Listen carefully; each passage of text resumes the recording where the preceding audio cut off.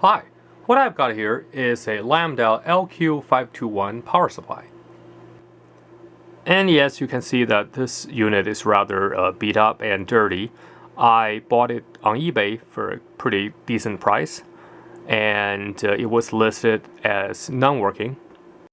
So I thought I would just get it and see if I can bring it back to life. Now, another reason I bought this unit is because it's a Lambda power supply, and people in the trade knows that Lambda is known for making very well-made power supplies. And this one, actually, if you look at the spec, it's quite impressive. The the line regulation is, and the power regulation is at about 50 ppm, which is extremely low for a linear power supply like this. And this particular power supply model was made, I think, in the sometime in the 80s, so it's about 30 years old. And we can take a look at what the construction is like inside. And when it first came, it did not have any wires attached at the back, so I actually just took a power cord and mounted on the back. Unfortunately, I don't have enough of those clips, so the ground connection is a little bit shaky here, but I think that will be all right. Now, I wanted to just power it up, but then I kind of saw something get stuck inside, so I'm not sure if you can see here, but there's a seems to be a sticker in the unit, and also on the side there seems to be, well, there's a piece of paper, definitely, for sure. So now, and also if you can see on this side, I'm not sure if you can see this, this doesn't look very good, as if there's some kind of smoke or perhaps just dust. So we'll have to take it apart and see what that is. Okay, so now I just removed all the screws, and let me open this up. Okay. Well, I'm not sure what this is. It seems like somebody did some, perhaps did some measurement, and yeah, I really am not quite sure. So it seems like some wiring stuff here. Well, we'll save this and take a look. Well, but what you see here, well, now it's upside down, is somebody had written fire on it. Wait a minute. Did it mean that this thing had... Wow, this is quite unique. Now I understand why this is sold for so cheap, but let's take a look. Let me just move it around so that I can see what's on the other side. Okay. So I'm not sure if the transformer is shorted or something like that, but hey, take a look at here. So as you can see, if I just move this closer, and this part is totally black, and I can see that this resistor is burnt. And just for ha-has, let's use a meter to test if the primary or secondary of the transformer is shorted. And if that's the case, then pretty much we can't do much about this power supply. But let's just take a quick look. Okay, so here's my meter. Now it's in continuity mode. So the first thing I want to try is the live and neutral line to see if they're shorted. No, they're not shorted. And how about the transformer here? So yeah, they look good. They look good. So that's there's some resistance there, and given that it's power transformer, you can't really expect too much DC resistance. So that should be anything above a dead short, which is, as you can see, dead short is 0 here, and anything above a dead short seems to be okay to me. So at this point it looks okay, And let me just double check if the fuse is blown. Yeah, the fuse is fine. Wow. So I think what I'm going to do is I will attempt to power this up. Okay. So now let me try to power this up. Alright. A bit nervous, but we'll see.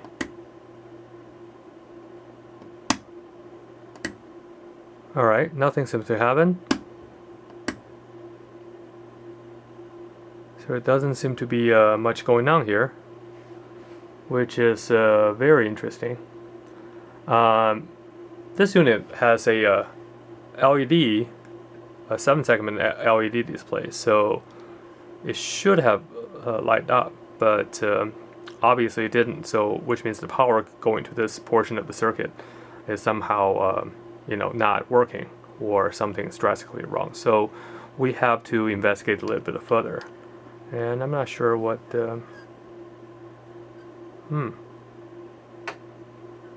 Alright, so nothing seemed to happen. And let's take some measurement and see if we actually can see anything coming out.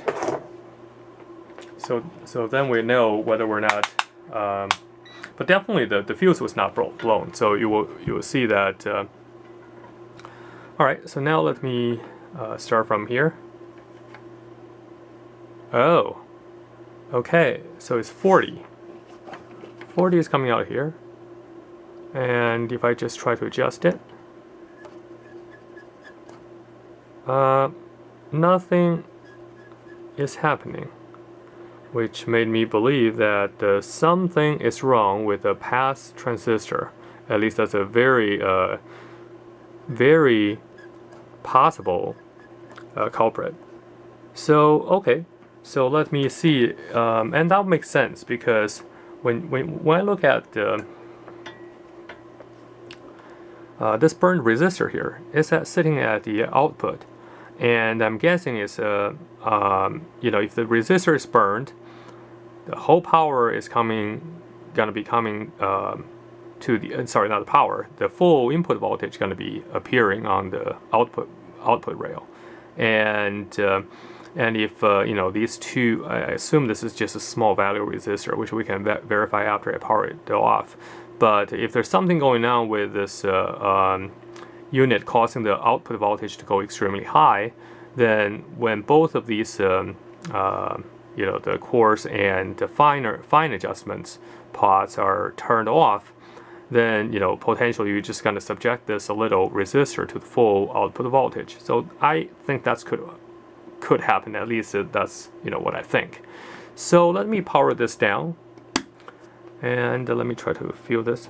Oh, whoa, it's a little warm. So because we okay, so yep. All right. So let me unplug the power supply, and we'll take a deeper look. Let's first do a flyover to see the construction of this unit. And as you can see that, surprisingly, the construction is very messy. You can see wires all over the shop, and the transformer is smack in the middle towards the front.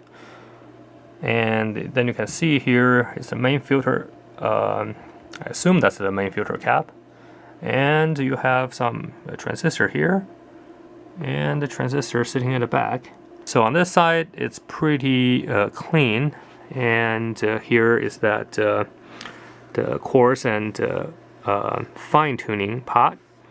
And again, we'll see that this is some of the smoke mark on the cable here. And so I'm assuming that the actual display unit, sorry, not display unit, this board is only for displaying. And this part is probably for, well, I have to take a look at the schematics, but these two I think are the regulators for some of the rest of the circuits. Some of these are not populated. Now I do know Lambda has a whole series, pretty similar construction, so I assume that maybe they spin the same board for different series with certain components not populated. so I don't know.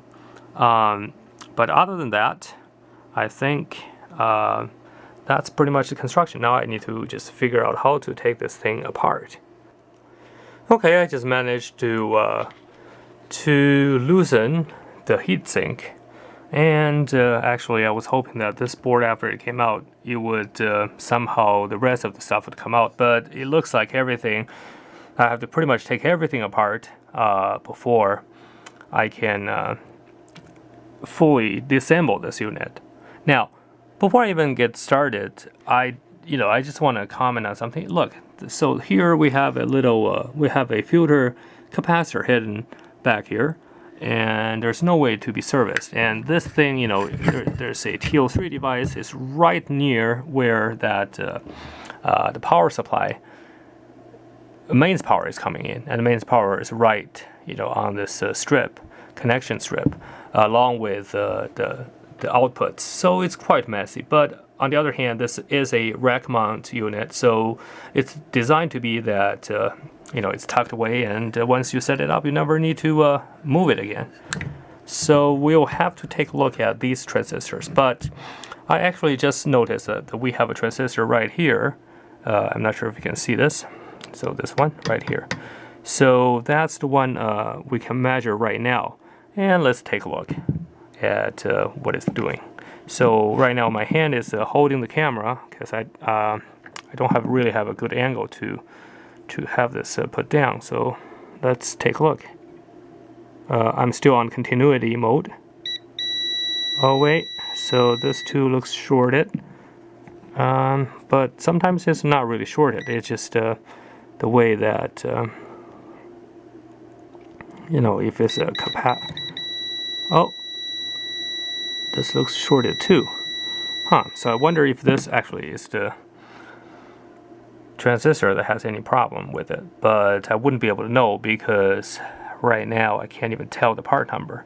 Let me quickly check the service manual. Hopefully I can find it, and we'll go from there.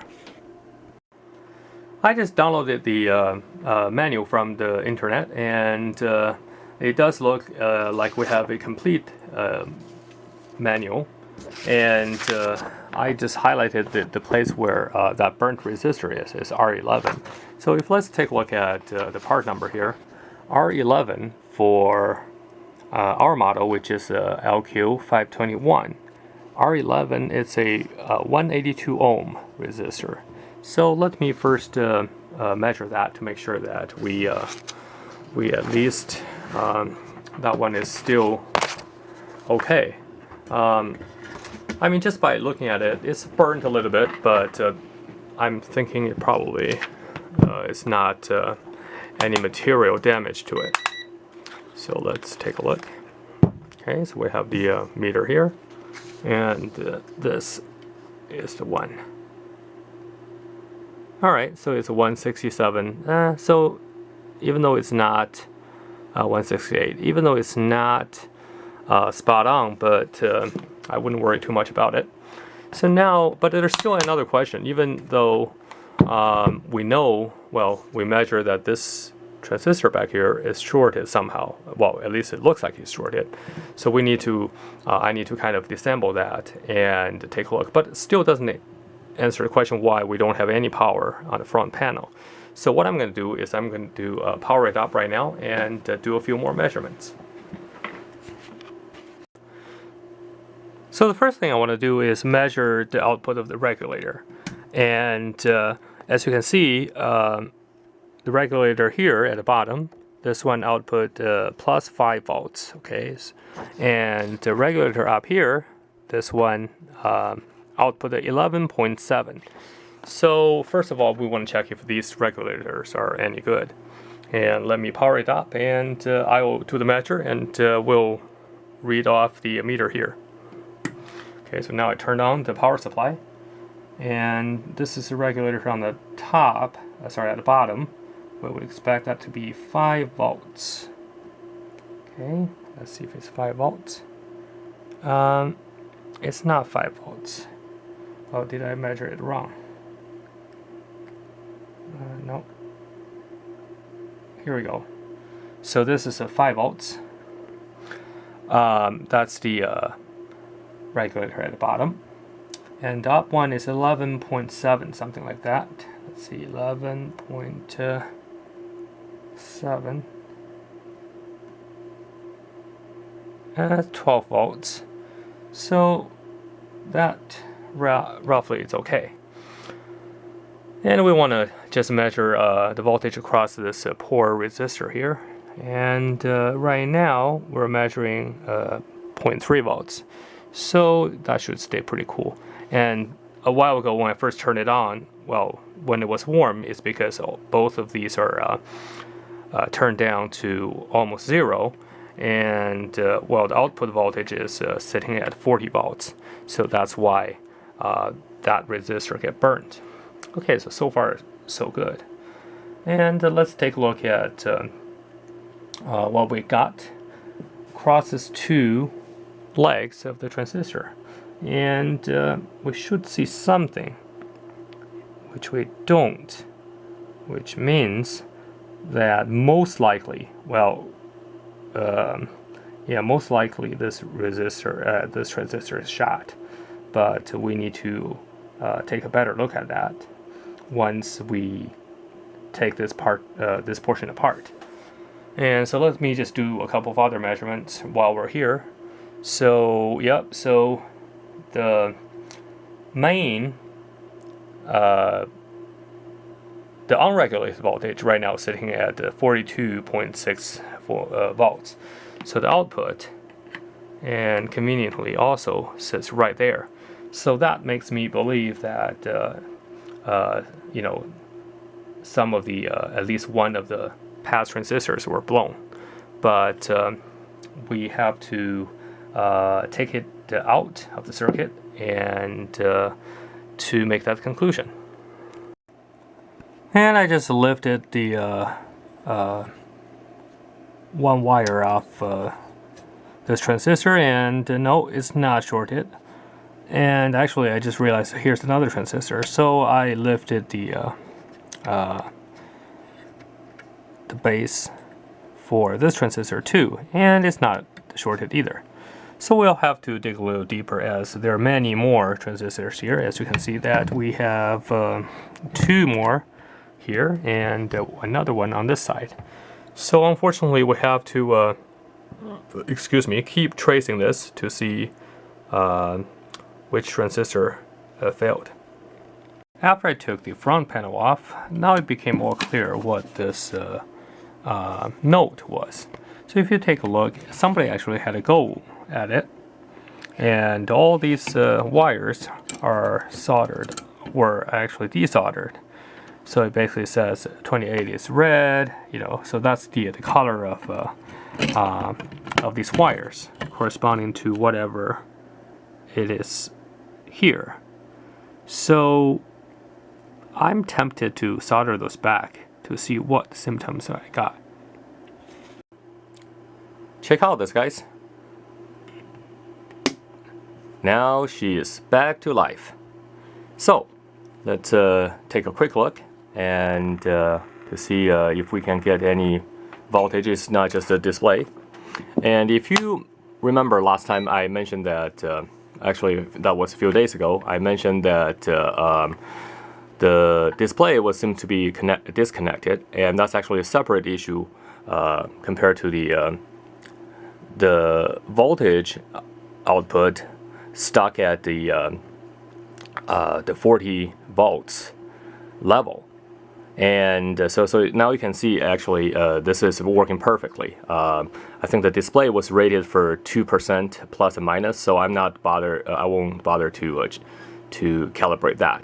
But this is actually pretty good. So the minimum output right now is 0.1 volts. So I think that's pretty much in line with whatever the specification said. And the maximum it's 19. Well, actually, sorry about that. I need to the fine adjustment. So the actual maximum is just above 20 volts, which was again rated for 20 volts. So, And when I first got here, I didn't have this knob, so I just went to my junk bin and found a replacement knob here. And this works quite well. It's a little bit stiff, but I think it will just be fine.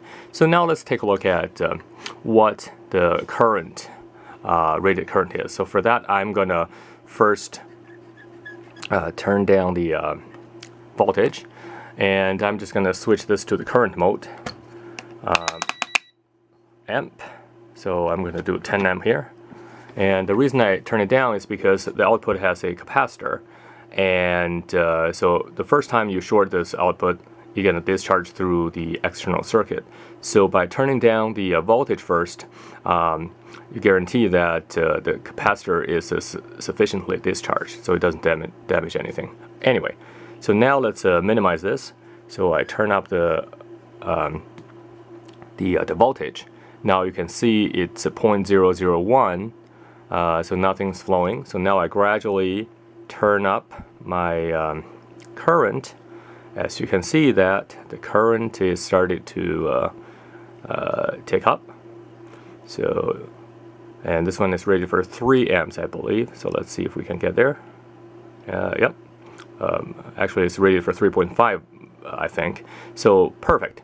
So now we're drawing 3.665 constant current mode. So no problem. And it seems that this Lambda power supply is now fully functional. And we'll take a look at what I did, and I will just walk you through briefly to see how I fixed this. So if you recall, a few days ago when I mentioned that when you have a constant high voltage output of a linear supply, the most probable cause is that the pass transistors, the C and E, the collector and emitters, are shorted. But anyway, so I took this whole thing apart. And by the way, last time I mentioned that I was testing these. These are actually not the transistors. I should have just read the schematics here, not schematics, but the layout here. These are actually the bridge rectifiers. So these two, each of them is a half bridge. Anyway, so of course these were good, and actually all the transistors are mounted on this aluminum block. So how they mounted this is actually interesting. What they did was they put a little block here. So this block actually is glued onto the surface. So what I had to do is, after I unscrewed all these things, I had to use a plier to brute force it out. But anyway, so as it turned out that actually the transistors are fine. The CE was measured shorted, but that was not because of the transistor failure. It was because one of these, actually it was, I think it was this one right here. Yeah, the one up here. So one of these, the soldering job, I think over time is doing the shaking or whatever, the C and E internally inside this block somehow were shorted. So there was a little solder at the bottom of the pin and get bridged over. So anyway, so that's what is causing that C and E to short, and the output measurement stuck at the high voltage. Which was the output directly from the bridge rectifier and the filter cap, which was 40 volts. So after I removed that, the problem was gone. So as you can see, I haven't put all the screws back yet because I wanted to make sure that it actually was the problem before I reassemble everything back. But that turned out to be the problem. So I'm pretty happy that it was a simple fix, as there's no transistor damage. Even though I have quite a few of these TO3 devices lying around, I'm sure I could find one if that was indeed what was, that was a damaged transistor. But at the end of the day, the fix turned out to be pretty easy. So I'm not sure what the previous person did. Why he was suspecting that something was wrong with the display, and by desoldering everything. And as you can see, maybe because of this little smoke damaged area, but as I explained, that was to be expected when the output was stuck at a high voltage. And but I'm pretty thankful that the last person did a pretty careful job. After he desoldered everything from the display panel, he actually included a note to show me where each thing was connected, and that was really helpful. Otherwise, it's still possible to kind of deduce which one goes where, but it will be a lot harder without this diagram. And so I really appreciate that, and that seems to be very professional. In fact, a lot of the times when I do things, sometimes I try to fix something halfway through and I couldn't figure out, I will jot down what I've done so far. So next time, if I pick it up or somebody else pick it up, would be easier for them to follow. But most of the time, the repair job is not this straightforward. Okay, so now everything is assembled back together, and we're just gonna give it one last test to make sure that it's still working. And for that, I think in my test before I did not show you the display of the current, so this time I think I'm going to do that. But right now, let's just see here, and let me turn on my meter, and we'll see what's the voltage measurement here. Okay, so let's do that, and yeah, that's a minimum, and we'll start cranking up. So 1 volt, no problem. So not a problem at all. And now I'm going to turn back the voltage, and I'm going to change this to current. Okay, so now current, I'll do amp.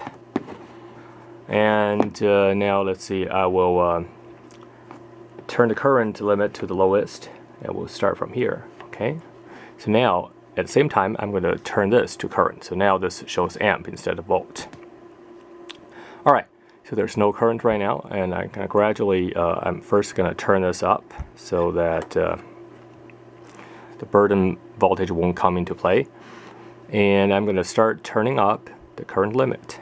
Okay, so actually it's pretty accurate. And again, the display I think is only 2.5%, so it's well within the range. So as you can see that the current, there's no problem either. So I think I can declare that this repair is a success. And let me just turn this back. Yep, no problem. Anyway, so I hope you enjoyed the video, and if you learned something new and you liked the video, please give it a big thumbs up, and I'll catch up with you next time.